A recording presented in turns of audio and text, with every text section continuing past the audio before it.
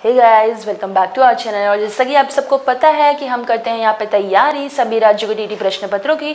और फिलहाल यहाँ पे तैयारी चल रही है डीएडबीटीसी के नेक्स्ट लेवल, यानी कि हम बात करें यहाँ पे सी-टेट की और उसी के साथ में अदर स्टेट टीटी की, which is crucial for exams. तो चलिए बिना देर किए शुरू करेंगे आज का वीडियो। और इस वीडियो में हम बात करने वाले हैं पर्यावरण अध्ययन के मोस्ट इंपॉर्टेंट क्वेश्चन की, जो कि एज इट इज़ आपको क्वेश्चन पेपर में देखने के लिए मिल जाएंगे। तो चलिए बात करते हैं यहाँ पे हमारे पहले क्वेश्चन की। तो पहला क्वेश्चन है, अभय ने भाई अपने छात्रों से उन बीमारियों पर समूहों में एक सर्वेक्षण करने के लिए कहा जिनसे उनके पड़ोस के लोग जो है वो पीड़ित थे। तो पाठ्य पुस्तक में सर्वेक्षण का उल्लेख ही नहीं किया गया है। अब इस शिक्षण अधिगम की रणनीति के लिए कौन सा विकल्प जो है वो प्रासंगिक है ही नहीं। तो चलिए देख लेते हैं ऑप्शंस को यहाँ पे। तो इसने जो है वो बच्चों की डेटा हैंडलिंग समझने और एक साथ काम करने के लिए जो है वो इसे सक्षम बनाया, या फिर इससे समुदाय को उन बीमारियों को समझने में मदद मिलती है जिससे वो पीड़ित थे, या फिर इस समुदाय के साथ बातचीत करने का अवसर जो है वो प्रदान किया गया, या फिर इससे बच्चों को वास्तविक जीवन के साथ सीखने में मदद मिली। देखिए यहाँ पे बात करेंगे, इससे जो है वो ना मेनली क्या होगा, उन बीमारियों को समझने में उनको जो है वो मदद मिलेगी जिससे वो पीड़ित थे, है ना। तो इससे समुदाय को उन बीमारियों को समझने में मदद मिल जाएगी जिससे वो पीड़ित है। और ये जो बोलते हैं ना ऑप्शन है, यही जो है ना शिक्षण अधिगम की रणनीति के लिए प्रासंगिक नहीं है। ठीक है, तो यहाँ पे जो अभय है उसने अपने छात्रों से उन बीमारियों पे समूहों में एक सर्वेक्षण करने के लिए कहा कि भाई जिनसे उनके पड़ोस के लोग जो पीड़ित हैं, और पाठ्य पुस्तक में सर्वेक्षण का उल्लेख नहीं किया गया है। तो इस प्रकार के जो अधिगम है, इससे छात्र को समुदाय के साथ बातचीत करने का अवसर तो प्रदान होगा, और इससे जो है वो बच्चे को क्या है, रियल लाइफ के सिचुएशन से सीखने को मिलेगा। ठीक है, और बच्चे को जो है डेटा हैंडलिंग समझने के लिए एक साथ जो है इसमें कार्य करने में वो सक्षम भी होंगे। तो यहाँ पे कौन सा विकल्प जो है वो प्रासंगिक नहीं है, तो यही जो है ना प्रासंगिक नहीं है। ठीक है, कि उन समुदाय के उन बीमारियों को समझने में मदद मिलेगी जिनसे वे पीड़ित थे, यानी बाकी सारी चीज़ें तो हो जाएंगी, यानी कि डेटा हैंडलिंग समझने और एक साथ काम करने के लिए उनको सक्षम हम बना सकते हैं। इससे जो है समुदाय में बातचीत करने का अवसर प्रदान हो जाएगा, बिल्कुल सही है। और इससे जो बच्चे हैं वास्तविक जीवन के साथ, यानी कि जो रियल लाइफ सिचुएशन है इसके साथ उनको क्या है, लर्न करने के लिए मिलता है, एक्सपीरियंस करने के लिए मिलता है। लेकिन बाकी चीज़ें क्या नहीं मिलती है, तो ये यही है कि भाई समुदाय में उन बीमारियों को समझने में मदद मिलेगी जिनसे वे पीड़ित। हम डॉक्टर नहीं है कि हमें पता चलेगा कि भाई डेंगू हुआ है तो भाई वो किस मच्छर से हुआ है, तो आप पता चल गया है ना। लेकिन जब नहीं पता है हमको, मतलब उसके लक्षण क्या है एग्जैक्टली, कभी कभी ये भी होता है कि भाई सिर भी दुख रहा है, पेट भी दुख रहा है, दोनों एक साथ सब चल रहा है, तो ये एक डॉक्टर ही बता पाएगा। हमको बीमारियों को समझने में इससे इतनी मदद तो नहीं मिल पाएगी। हाँ, कुछ सिम्टम्स होते हैं जिसके थ्रू हम इसको बता पाते हैं। चलिए बात करते हैं अगले क्वेश्चन की। तो अगला क्वेश्चन देखने में तो थोड़ा सा भयंकर लग रहा है, लेकिन इसका आंसर मुझे लगता है काफ़ी इजी होगा, आपको पढ़ के ही आ जाएगा। देखिए, आपातकालीन परिस्थितियों के बारे में बात करने के लिए प्रिया ने बच्चों के अनुभव पूछे। जब उन्हें कभी आपात स्थिति को सामना करना पड़े तो बच्चे ने आग, बिजली के झटके और सड़क दुर्घटनाओं के साथ अपने अनुभव उसने सुनाए, अपना एक्सपीरियंस जो है उसने वहाँ पे शेयर किया। और उन्होंने प्रश्न पूछे कि भाई उनकी मौजूद समझ का आकलन किया जाए। समाचार पत्रों से सड़क सुरक्षा जो विज्ञापन आते हैं, एडवर्टाइजमेंट आते हैं, जैसे संसाधनों का उसने उपयोग करके सुरक्षा पहलुओं पर चर्चा की, और क्रमशः आग और बिजली के झटके पर सुरक्षा दिशा निर्देशों पर चर्चा के लिए एलपीजी और इलेक्ट्रिक बिल का इस्तेमाल किया। तो प्रिया द्वारा अपनाया गया सबसे उपयुक्त दृष्टिकोण यहाँ पे पूछा है कि प्रिया ने भाई कौन सा दृष्टिकोण यहाँ पे अपनाया है। अन्वेषण दृष्टिकोण, मानववादी दृष्टिकोण, संज्ञानात्मक दृष्टिकोण, या फिर अनुभवात्मक अधिगम दृष्टिकोण। देखिए, प्रिया द्वारा जो अपनाया गया यहाँ पे सबसे उपयुक्त दृष्टिकोण है वो कौन सा है, अन्वेषण।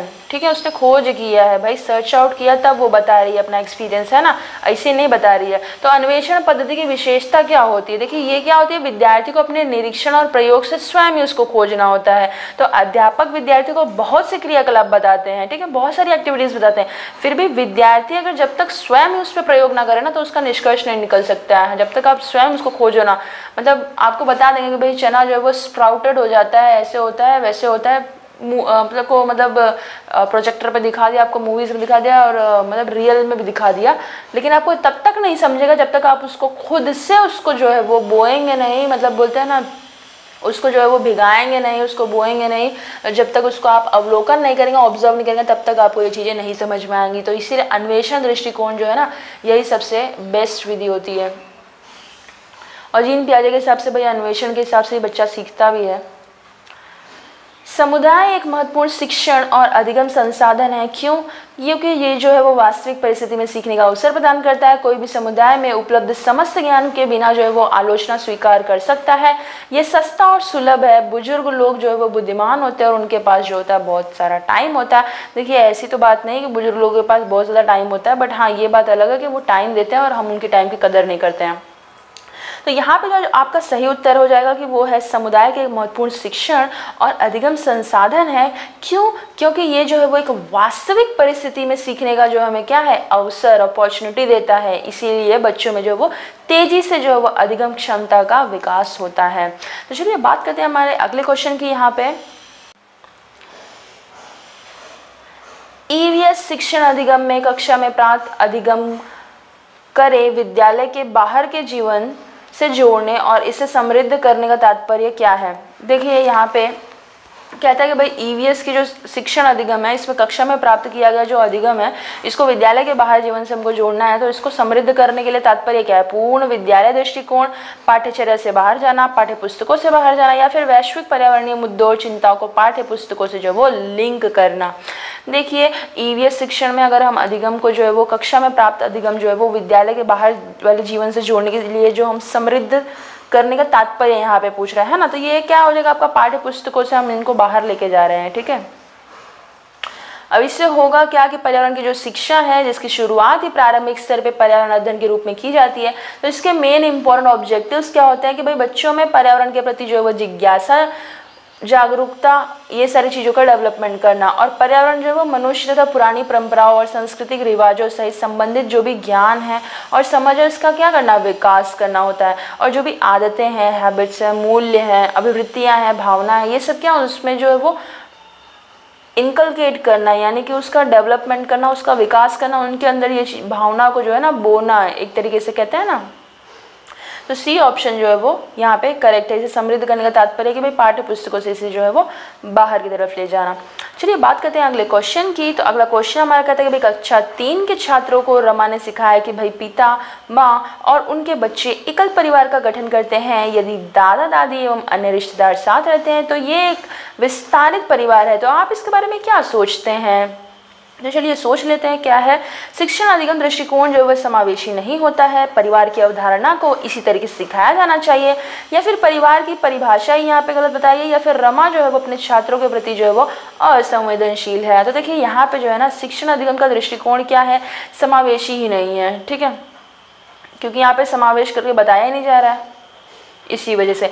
तो परिवार क्या है, एक यूनिट है, एक इकाई है जिसमें माता पिता और बच्चों के अलावा इनके अन्य सदस्य भी तो होते हैं ना यार। भिन्न भिन्न समाजशास्त्री के अनुसार क्या है, ये जो अलग अलग परिवार की मान्यताएं बताई गई है ना, वो सबने डिफरेंट बताई है। अब आपके हिसाब से परिवार अलग है, मेरे हिसाब से परिवार अलग है, तो रमा के हिसाब से भी परिवार अलग है। इसलिए रमा द्वारा जो कक्षा में छात्रों के परिवार के बारे में जो बताया जाता है कि पिता, माँ और उनके बच्चे एकल परिवार का गठन करते हैं, यदि दादा दादी एवं अन्य जो रिश्तेदार साथ रहते हैं तो ये जो एक विस्तारित परिवार है, यानी कि जॉइंट फैमिली हो गई है। तो ये शिक्षण अधिगम का क्या है, समावेशी दृष्टिकोण नहीं है। ठीक है, जहाँ पे हमको बताना चाहिए भाई एकल परिवार मतलब क्या, आपके आस पड़ोस वाले पूरे गांव वाले थोड़ी ना आपके परिवार में रह रहे हैं, है ना। हमारे दादा दादी है ना, हमारे रिश्तेदार है ना, तो वो देखा जाए तो वो एक ही परिवार है। लेकिन हमने अब इसको इतना डिफाइन कर दिया है कि भाई बोलते हैं ना हम दो, हमारे दो, यानी माता पिता और उनके 2 बच्चे, बस वही होता है एकल परिवार। और उसके अलावा दादा दादी आ गए और नाना नानी आ गए, सब आ गए, अगर रिश्तेदार आ गए तो बस वो हो जाता है जॉइंट फैमिली। तो ये जो है कहीं ना कहीं तक एक समावेशी जो दृष्टिकोण है, इसको शिक्षण अधिगम दृष्टिकोण समावेशी इसका जो है वो नहीं है। तो चलिए बात करेंगे अब अगले क्वेश्चन की। तो निम्नलिखित में से भाई कौन सी ईवीएस कक्षा में गतिविधि है या फिर गतिविधियाँ हैं? तो देखते हैं यहाँ पे फील्ड भ्रमण, श्याम पट्ट का उपयोग, चित्र पढ़ना या फिर उपयुक्त सभी। तो देखिए ये तो सब एकदम सही बताया गया है कि भाई कौन सा ईवीएस के लिए, यानी कि एनवायरमेंटल स्टडीज़ के लिए आपका जो है वो प्राथमिक स्तर पे आकलन के लिए कक्षा में ये गतिविधियाँ हो सकती है। तो देखिए एक तो आपको फील्ड ट्रिप के लेके जा सकते हैं, फिर श्याम पट्ट यानी यूज़ ऑफ ब्लैक बोर्ड हम करा सकते हैं। उसके बाद जो है चित्र पढ़ना यानी रीडिंग ऑफ ड्राइंग, ठीक है। फिर प्रोजेक्ट वर्क भी होता है इसमें, ठीक है, परियोजना कार्य जिसको कहते हैं। एक राइटिंग ऑफ जर्नल भी होता है, यानी कि जहाँ पे जर्नल को आपको लिखाया जाता है, उसमें ड्राइंग, एक सेट जो है आपके बुक में ड्राइंग होती है ब्लैंक पेज पे, और यहाँ पे आप उसके बारे में लिखते हैं कुछ ना कुछ, ठीक है। तो वो तो उपयुक्त सभी जो है ना ऑप्शन आपका ये सही हो जाएगा यहाँ पे। तो यानी सब जो है ना सारी एक्टिविटीज़ यहाँ पे कंबाइन हो जाती हैं, आती हैं। चलिए बात करेंगे अगले क्वेश्चन की यहाँ पे। तो पर्यावरण अध्ययन जो है वो पाठ्यक्रम बच्चों की समग्र शिक्षा को कारण बन सकता है यदि ये है समावेशी, विषयगत, एकीकृत या फिर उपरोक्त सभी। देखिए पर्यावरण अध्ययन की अगर हम बात करते हैं तो पाठ्यक्रम जो है वो बच्चों की समग्र शिक्षा का कारण बन सकता है यदि ये समावेशी हो, विषयगत हो और एकीकृत रूप से हो, यानी कि तीनों भी जो है इन तीनों को इंक्लूड करके जब दिया जाएगा तभी ये बन जाएगा आपका क्या, समग्र शिक्षा। समग्र का मतलब ही क्या होता है, सब उसके अंदर आ जाता है, ठीक है, समावेशी समग्र शिक्षा है ना, जहाँ पे हम सब कुछ इंक्लूड करते हैं। चलिए बात करेंगे अगले क्वेश्चन की। तो अगला क्वेश्चन हमारा है कि ईवीएस पाठ्य पुस्तक में भाई सपेरों पर एक अध्याय दिया है, इसका उद्देश्य क्या है, बच्चों को जागरूक करना और अतिसंवेदनशील बनाना है कि सपेरे जो है वो सांपों को नुकसान नहीं पहुंचाएं और उन्हें जो है वो अपनी आजीविका से वंचित करने से पहले विकल्पों को प्रदान करने की आवश्यकता है कि पशुपालन आजीविका को अच्छा स्रोत है। ये जो है वो एक अवैध कार्य है। ये पहली बात तो यहाँ पे ये पशु नहीं होता है, ठीक है, तो ये क्या है, एक रेप्टाइल्स है, पशु नहीं है ये। सपेरों के लिए जो है वो क्योंकि बच्चे जो है वो इन दिनों अक्सर उन्हें नहीं देखते हैं। देखिए सबसे बेस्ट ऑप्शन यही है इसका कि भाई ईवीएस अध्याय में देख लेते हैं क्वेश्चन को फिर से। ईवीएस पाठ्य पुस्तक में सपेरों पर एक अध्याय है, इसका उद्देश्य क्या है, बच्चों को जागरूक करना और अतिसंवेदनशील बनाना। क्यों, क्योंकि यहाँ पे जो आपका सही ऑप्शन हो जाएगा वो हो जाएगा ये कि भाई सपेरों को जो है ना सांपों को नुकसान नहीं पहुंचाए हुए और उनकी जो अपनी आजीविका से वंचित करने से पहले विकल्प जो है ना उसको प्रदान करने की आवश्यकता है। उनको जो है ना डिफरेंट ऑप्शंस बता दो भाई, ये नहीं कि भाई सांपों को पकड़ ले रहे हैं बस अपनी आजीविका चलानी, तो उनके साथ भाई उनके बोलते हैं ना क्या करते हैं, उनके जो विष वाले दांत होते हैं वो तोड़ देते हैं, अब उसको दिखा दिखा के गली गली फिर पैसे कलेक्ट कर लेते हैं। तो ये सारी चीज़ें गलत है। तो ईवीएस पाठ्य पुस्तक में अगर सपेरों पे ये अध्याय दिया गया है तो इसका मोटो क्या है, इसका मोटो यही है कि भाई बच्चों को जागरूक करना है, संवेदनशील बनाना है ताकि जो सपेरे हैं ना वो उनको नुकसान नहीं पहुंचाए और अपनी आजीविका से वंचित करने से पहले जो है वो विकल्पों को प्रदान करने की आवश्यकता है। तो सरकार क्या है, सांपों को पकड़ने और मनोरंजन के लिए घरों में रखने के लिए जो प्रतिबंध लगा देती है ना वो अब वे लोगों को उपकरणों के साथ जो है वो मनोरंजन कर सके ताकि, ठीक है। तो यहाँ पे ए ऑप्शन जो है बिल्कुल यहाँ पे सही दिया गया है। चलिए बात करेंगे अगले क्वेश्चन की यहाँ पे। तो विद्यालय में जो मिड डे मील है ना इसके टाइम कौन सा सबसे प्रासंगिक है, तो ये उन बच्चों के लिए है जो विद्यालय में खाली पेट आते हैं। ये शिक्षण अधिगम के बहुत ही मूल्यवान समय को बर्बाद करता है। I don't think so. शिक्षण अधिगम के साथ इसका कोई लेना देना नहीं है। ये ईवीएस शिक्षण अधिगम के लिए जो है एक अच्छा शिक्षण अधिगम का अवसर है। देखिए यहाँ पे अगर बात करेंगे ना ईवीएस में अगर हम पढ़ा रहे हैं मिड डे मील है ना, क्या है एक मील के बारे में और पर्यावरण में ही तो हम भोजन वगैरह पढ़ते हैं ना, या तो सबसे बेस्ट तो यही है ना कि विद्यालय में मिड डे मील के लिए अगर ये समय मतलब मिड डे मील के लिए जो समय के लिए प्रासंगिक है वो यही है कि भाई एनवायरमेंटल स्टडीज़ के लिए शिक्षण अधिगम के लिए भाई एक जो है वो अच्छा जो है वो शिक्षण अधिगम का ये अवसर हो जाता है यहाँ पे। अब प्राथमिक स्तर पे पर्यावरण अध्ययन में होता क्या है, जो समुदाय होता है मिड डे मील सीखने सिखाने का जो है वो महत्वपूर्ण साधन है, संसाधन है कह सकते हैं, क्योंकि समूह में बच्चे अन्य बच्चों के क्रियाकलापों का अनुसरण करते हैं जिससे बच्चे जो है वो सीखने में तेज क्षमता का जो है ना उनका विकास होता है और वो बहुत ही तीव्र गति से सीख पाते हैं। चलिए बात करते हैं हम यहाँ पे हमारे अगले क्वेश्चन की। पर्यावरण अध्ययन के संदर्भ में बोझ के बिना सीखना यानी लर्निंग विदाउट बर्डन क्या बताता है। अब बोझ का भार कम करने की ज़रूरत है। ईवीएस पाठ्यक्रम में जो है वो आधा करने की इसको ज़रूरत है। स्कूल बैग का वजन कम कर दो भाई। ईवीएस की पाठ्य पुस्तकों में से अध्यापक की संख्या को कम कर दो, अध्यापकों को ही कम संख्या कर दो। अध्यापक ये हटा देंगे तो पढ़ाएगा कौन भाई। यहाँ पे चलिए देखते हैं ऑप्शंस को। तो पर्यावरण अध्ययन के संदर्भ में जो लर्निंग विदाउट बर्डन हम जिसे कहते हैं बोझ के बिना सीखना, ये बताता है कि भाई अबोध जो है ना यानी कि बच्चे जो है ना इनका भार कम करने की ज़रूरत है। यानी कि अबोध का भार कम करना, अबोध मतलब क्या होता है, बच्चा होता है, ठीक है, लिख लीजिए कहीं, लिखने की जरूरत नहीं, आपको पता है अबोध मतलब क्या होता है, ये होता है बच्चा। अब इसका क्या है, भार कम करने की जरूरत है, ठीक है। अब वास्तविक परिस्थिति में होता क्या है, हमको प्राथमिक स्तर पे जो पर्यावरण अध्ययन के विषय का जो मुख्य लक्ष्य है, मुख्य जो ऑब्जेक्टिव है वो बच्चों के परिवेश की जो भी वास्तविक परिस्थितियां हैं, रियल लाइफ सिचुएशंस है, उसको हमको क्या करना है, एक्सपीरियंस कराना है बच्चों को। तो बच्चों के लिए जो परिवेश से जोड़ने का कारण है, बच्चे परिवेश के प्रति सजग रहें और उसके महत्व को समझें और यही उसके प्रति की उनके प्रति जो है वो संवेदनशील बन सके पर्यावरण के प्रति। तो उन्हें जो है पुस्तकों के माध्यम से अच्छे से नहीं समझाया जा सकता है, क्योंकि शब्द ज्ञान जो है या भाव समझने के लिए भी बच्चा जो है वो कैपेबल रहना चाहिए। तो मतलब क्या है, खाली मतलब बुक से ही सब नहीं पढ़ाना है, ठीक है, उनको एक्टिविटीज़ में एंगेज करना है, किस लिए बोलते हैं रियल लाइफ सिचुएशन से उनको कंबाइन करना है, जोड़ना है, बस इसीलिए।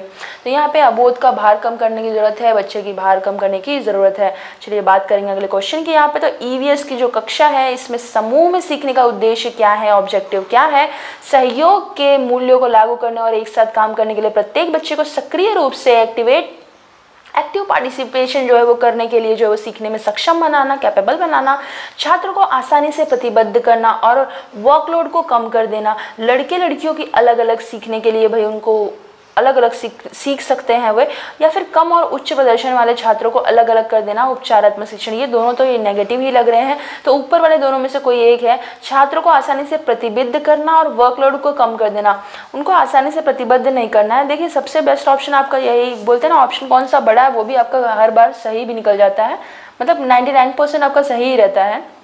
तो ये सहयोग जो है ना, इसके मूल्यों को लागू करना और एक साथ काम करने के लिए प्रत्येक बच्चे को जो है वो एक्टिव पार्टिसिपेशन के लिए जो है वो सीखने में कैपेबल बनाना, ठीक है, सक्रिय रूप से भाग लेने में, सीखने में जो उनको सक्षम बनाना।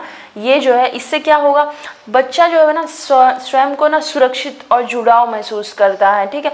वो जो साथ में बच्चे की जो वास्तविक स्थितियाँ हैं, रियल लाइफ सिचुएशंस है, इसको जो सीखने के अवसर भी उसको जो है वो प्राप्त होते हैं यहाँ पे। तो ये जो है आपका ए ऑप्शन यहाँ पे आपका बिल्कुल सही होगा। बात करेंगे अगला क्वेश्चन क्या है, बाला का पूर्ण रूप क्या है। ये बाला वो आपका गाने वाला नहीं है, ओ बाला ओ बाला ओ बाला बाला बाला, ये नहीं है, ठीक है। अधिगम सहायक के रूप में बिल्डिंग है, इसका जो है ये एक्रोनिम दिया है, हमें बताना यह क्या है। ब्रेल सहायता प्राप्त अधिगम आकलन है, मस्तिष्क सहायता प्राप्त अधिगम असाइनमेंट है, अधिगम सहायता के रूप में ब्रेल है, या फिर कौन सा ऑप्शन इसमें से सही है। तो देखिए बाला जो है ना, इसका पूर्ण रूप क्या है, अधिगम सहायक के रूप में बिल्डिंग। ए ऑप्शन जो है ना आपका बिल्कुल सही है, यानी कि building as a learning aid, जिसे हम इंग्लिश में कहेंगे भाई building as a learning aid, और हिंदी में कहे तो अधिगम सहायक के रूप में बिल्डिंग। तो बाला जो है वो विद्यालय के संपूर्ण भौतिक वातावरण, यानी कि हम कह सकते हैं कि फिजिकल जो एनवायरनमेंट है उसको सीखने के लिए सहायता के रूप में विकसित करने के बारे में है। और स्कूल के जो सीखने के लिए विशेष स्थान है, उसे परंपरागत रूप से शिक्षा की गतिविधि को जो है वो आश्रय देने के लिए जो भवनों की कल्पना की गई थी ना, ये वो है, ठीक है। तो आपका ए ऑप्शन यहाँ पे आपका बिल्कुल सही होगा।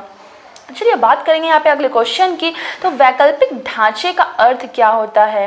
वर्तमान में वैज्ञानिकों और सामाजिक वैज्ञानिकों द्वारा आयोजित विचार, सभी विचार जो दृढ़ता से बच्चों द्वारा अर्जित किए जाते हैं, विभिन्न भौतिक घटनाओं का पाठ्य पुस्तक स्पष्टीकरण, विचार जो अवधारणाओं और औपचारिक रूप से स्वीकृत स्पष्टीकरण से अलग है।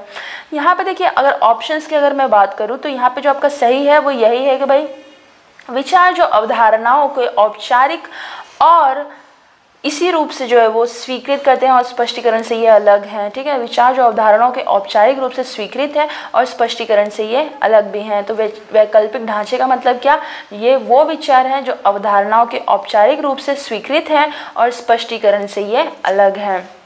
बात करेंगे अगले क्वेश्चन की। तो महिलाएं पुरुषों की तुलना में कमज़ोर है, ये क्या है भाई, ये तो एक रूढ़िबद्ध धारणा भी है और मिथक है, अंधविश्वास है, वैज्ञानिक तथ्य है, क्या है एग्जैक्टली। तो देखिए ये जो है ना ये एक मिथक है, इंग्लिश में कहते हो मिथ्स कहते हैं ना, अगर आपको पता हो तो बिल्कुल आपको पता ही है, मिथ कहते हैं, ठीक है। रूढ़िबद्ध धारणा क्या होती है, ये हो जाता है कि ये हम मानते हैं, ठीक है। ये कथन क्या है, ये कथन एक मिथ है, एक मिथ्या कथन है। हिंदी में कहते हो मिथ्या कथन है, इंग्लिश में कहते हो मिथ है, ठीक।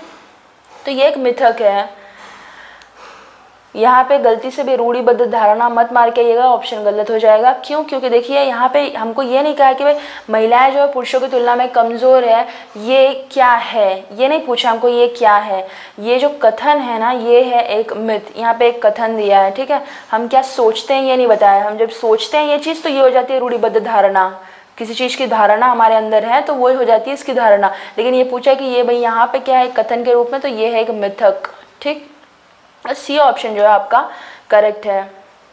बात करेंगे अगले क्वेश्चन की। तो भारत में बिहार के सापेक्ष जम्मू कश्मीर और गोवा की स्थिति क्या है। उत्तर पश्चिम, दक्षिण पश्चिम, दक्षिण पश्चिम, उत्तर पूर्व, पूर्व और पश्चिम, पश्चिम और पूर्व। सबसे पहले तो देखिए आपका मैप बहुत सही तो नहीं बनता मुझसे map, but still I will try my best. ये आपका मैप चलिए हो गया, फिर से एक बार ट्राई करते हैं।